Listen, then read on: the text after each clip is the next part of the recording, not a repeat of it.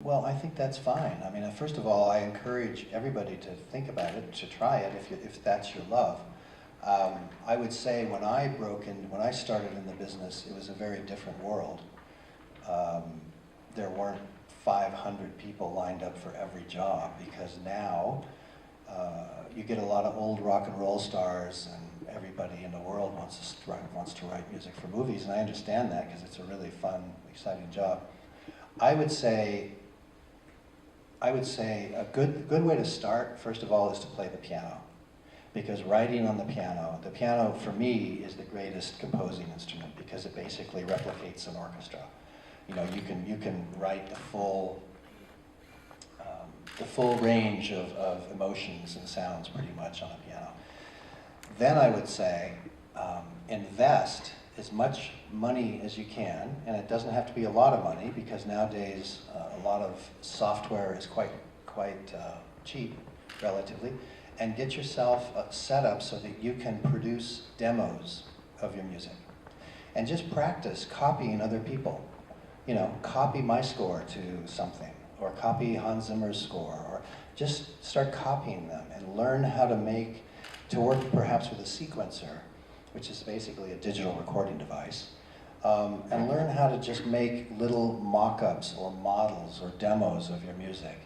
And once you get to that point, I would just start looking for young directors or friends of yours who are making a little movie. Maybe it's a 5-minute short that your friend is making, and you never know. I know of directors who have hired people based on some tiny little thing they saw that they thought, wow, that is really special and unique. So you don't have to start big. You can start very small. And, you know, maybe have a backup job. Thanks. Let's see. I have one question there, and you have several ones afterwards. Please. Hello, hi, my name is Hello. Carita. Hi. And to start with, I love your work on Grand Canyon. I think Thank that you. is very nice, that score. And I'm also a film composer, done some feature films, independent. And I'm just curious, what's your favorite film that you worked on? My favorite film. Yeah. Wow. I mean, you know, some of my favorite, I have favorites of a lot of films for different reasons. One of my favorite films, and I say this a lot, was a movie I did in 1992 or 93, and it was, I think, Reese Witherspoon's first movie. She was 12 years old, and it was a movie called Man in the Moon. And it was directed by Robert Mulligan, who directed To Kill a Mockingbird, Summer of '42. An extraordinary director, and I thought that was a really beautiful movie, and I thought I wrote a really good score to that, and I really liked that one. But, you know, then I kind of have love-hate relationships with a lot of movies, like King Kong. I love the movie, but when I think about it, I get the hair on the back of my neck stands up. Because of the time pressure, I guess. Just because of how hard it was. Sorry. Yeah. No, just from my experience, I think that my best experience was when I was involved already from the script stage. Yes. On the film score, because it was so relaxing and I had so much time. Yes. But that's so unusual today. I don't know why that doesn't happen anymore. Well, it does happen. It doesn't happen often. Yeah, well, I mean, fortunately for me, that does happen a lot. Oh, that's good. Yeah, I mean, for instance, Fantastic Beasts, I worked on that for 7 months, and read the script very early on, started giving David Yates music, some of which I'll play today. Started giving him music before he was done shooting. And my hope is to try and indoctrinate the director into liking my music. You try and brainwash them early on so that they start to like your music and not Hans Zimmer's, who I love, is a good friend. But yeah, so I agree with you. It's great to start at the script stage, absolutely. Yeah. Thank you. Question up there. Top. Hi. Hello. I was wondering if you could speak a little bit about the absence of music and how you decide when you want to have score and when you actually refrain from it, because I think this is just as important a decision as a film composer as, you know, when to put what kind of note. I agree with you, absolutely. I mean, first of all, I'll say that when I talked about Pretty Woman, for instance, earlier, I mean, I was astounded at how little music there is in that movie. I went back and watched it, and I think the first piece of music is when Julia Roberts crosses the street about 20 minutes into the movie. I think there's too much music in films these days. There's no question about it. One thing I have found is that in the process of making the film, directors and composers have a tendency to write more than you need because the film is in an embryonic state. It's in the beginning, it's not finished, and they're showing it to people. And everybody's very nervous about showing the movie in the beginning, because if they get a low score, then everybody gets nervous and the whole process gets very tense. So the tendency is to put too much music early on. Fortunately, saner minds prevail, because in the end, it's very often the case that some of the music will be taken out of the movie. But having said that, in some of the smaller movies I've done, I don't know if you saw a movie called Nightcrawler that I did last year or the year before that, which was a much more sensible use, but you know, it's really appropriate for that movie to have less music. I think in Fantastic Beasts, you may disagree with me, but when you see the movie, I think you'll feel like, well, that was a movie that should have a lot of music in it. But I agree with you. I think silence is a huge factor in film, and also when you come in, when you enter with your music, and how you enter. Sometimes directors move my music around, and I go back to see it, and I think, you know, that's not right. That's not where I wanted to come in. I didn't want to come in right on the cut. I wanted to come in after the cut, or I wanted to pre-lap the cut with a sustain or something, and then it gets moved and drives me crazy, quite honestly. But yeah. Thank you. Another question. I think we had a question from the man on the left. Okay, thank you.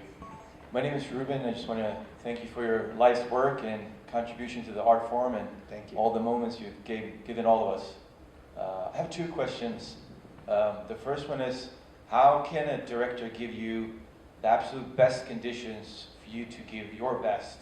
And my second question is, how come we've seen this sort of demise of the sort of grand themes of like Ennio Morricone or John Williams, where you have, you know, sort of a hook like in Jaws or Star Wars, whereas now there seems to be more of a sort of pulsing rhythm that is sort of looped, and sort of what's your thoughts about that kind of trend? Well, I'll answer that first. You know, I think there are still opportunities to write big themes. I think I get the chance to do that quite often in the movies that I've done, in the big movies, like if I think about Maleficent or The Hunger Games, all have kind of big, they may not be as good as John Williams' themes, but they have themes. And then Fantastic Beasts does as well, but like I said before, when the studio starts making franchise superhero movies, one after another, they usually temp it with a certain, you know, they temp it with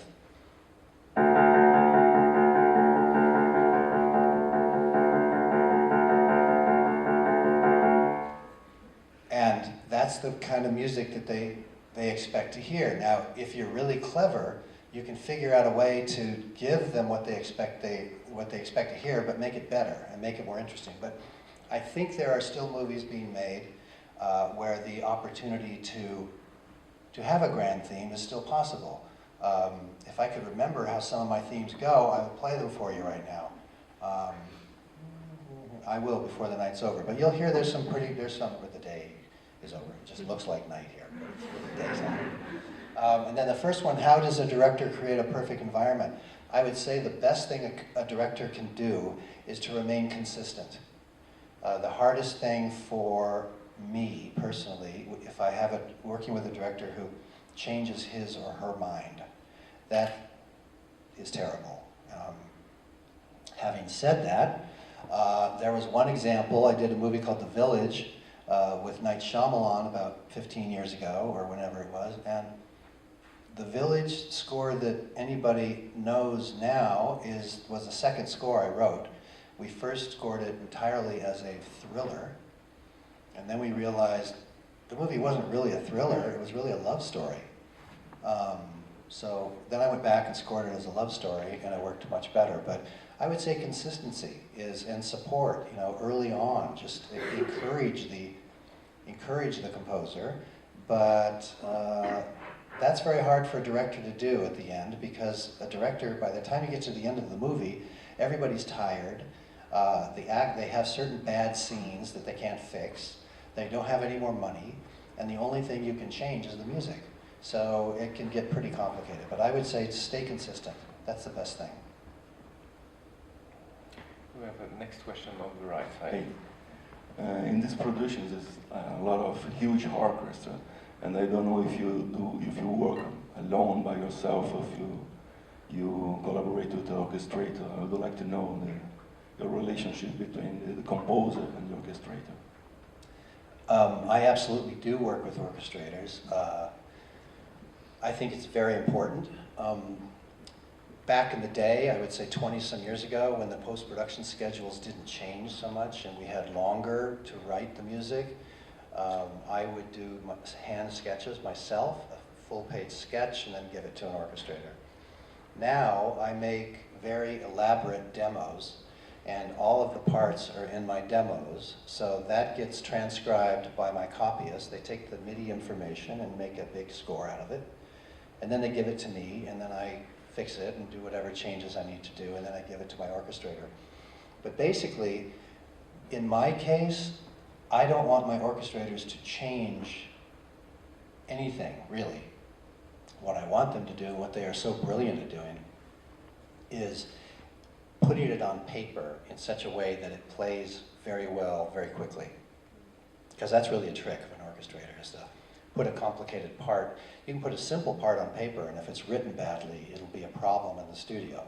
Because in the studio, you're going so fast. You're going as fast as you can. I usually try and get 20 minutes a day recorded, which is pretty fast. But if you get bogged down, it's a very expensive process. So orchestration is very, very important for me. Next question here. Can you show or play something for us from the Fantastic Beasts score? Is it possible to hear something? Sure, but I thought maybe I would do that as part of my whole thing. Yeah. Because I have a whole thing. Yeah. It's not that big a thing, Yes, I will. I'll play a couple things. Okay. Yeah. Should we do that now? And then, and then if there's time, we can do more questions? Absolutely. Is that good? Okay. So what when I was asked to do this, it was kind of an unusual situation, and I didn't really know what to do, and I thought about it, and I thought, okay, I'll do something with Fantastic Beasts, and what I'm going to show you today is how the main title evolved, and the only piece of film you're going to see is the first 37 seconds of the movie. And it doesn't sound like much, but that was like the Gobi Desert for me, because so much had to happen during those 37 seconds. And it's really in 3 parts to me. The first part, you see the Warner Brothers logo. There we all decided we were going to start with Hedwig's theme, just to brand the movie, because even though it's not a Harry Potter movie, it's in, as they say, the Harry Potter universe. It's part of it. So it gives people a thrill when they hear that theme first come on, but that only lasts for, excuse me a second, I have it all written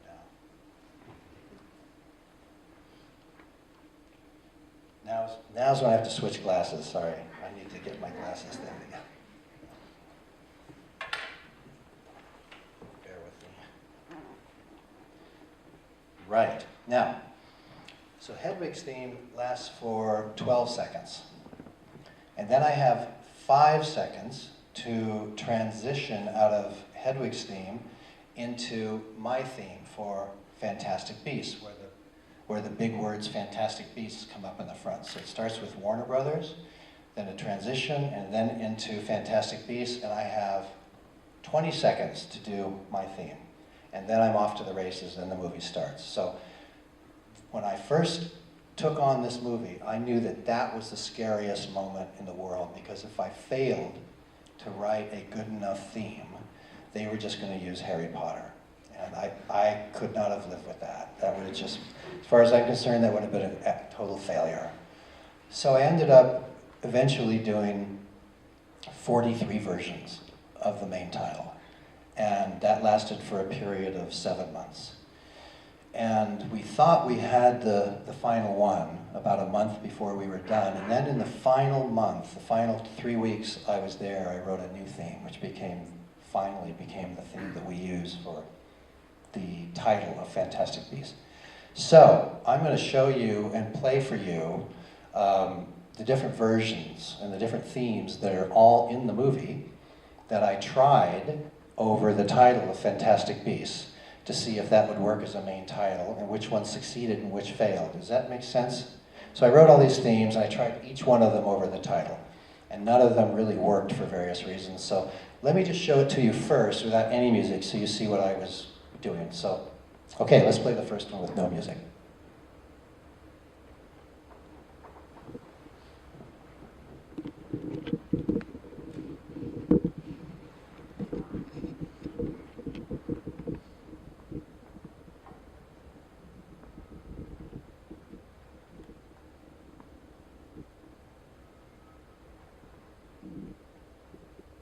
Thank you.